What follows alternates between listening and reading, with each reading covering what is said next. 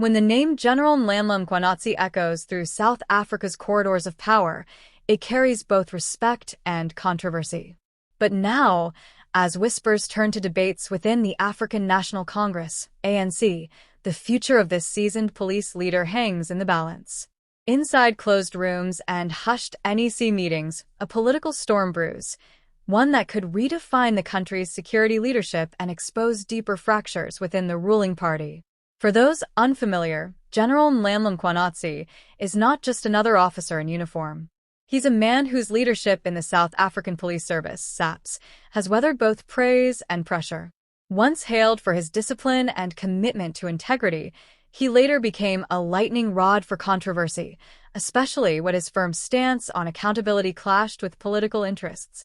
Now, as his contract nears its expiry, the ANC finds itself divided over whether to extend his tenure or let it quietly end. According to insider reports, the National Executive Committee, NEC, the ANC's most powerful decision-making body, recently engaged in heated discussions about Mkhwanazi's future. The room, filled with high-ranking officials, became a battlefield of ideologies. Some argued that the police needed fresh leadership, new blood that could align with the party's strategic vision.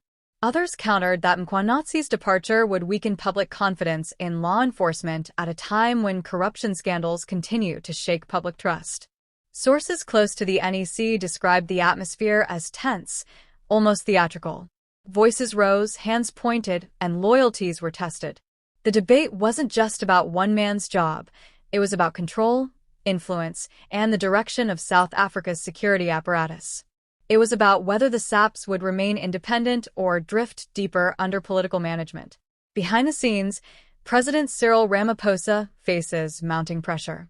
On one side, a faction within his own party wants Mkhwanazi replaced, arguing that he's too independent, too unwilling to bend to the political will.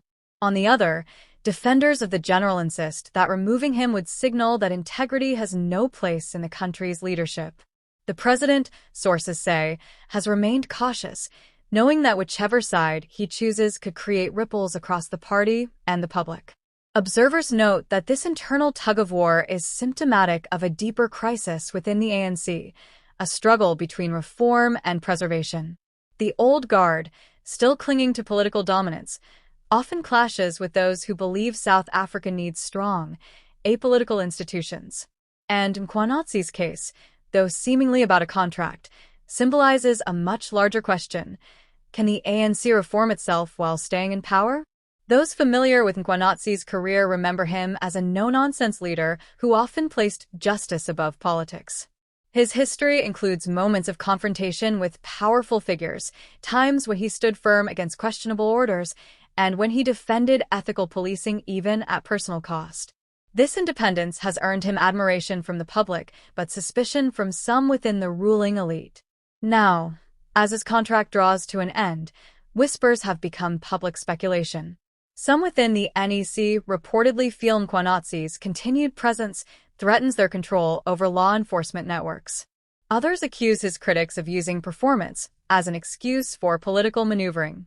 The truth, many believe, lies somewhere in between. In an official statement, the ANC attempted to downplay the conflict.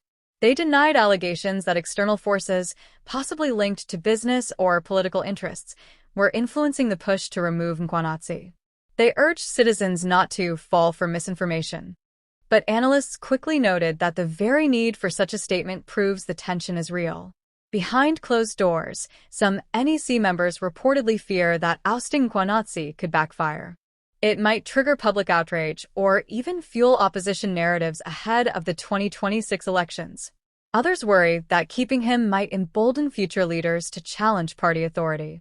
It's a delicate balancing act, one with no easy resolution. The security sector, already under scrutiny for mismanagement and corruption, finds itself caught in the crossfire. For citizens, this debate isn't just political, it's deeply personal. It's about safety, justice, and trust. If leadership decisions are made based on politics rather than merit, the consequences ripple far beyond Pretoria, into communities, police stations, and courtrooms. Everyday South Africans are watching.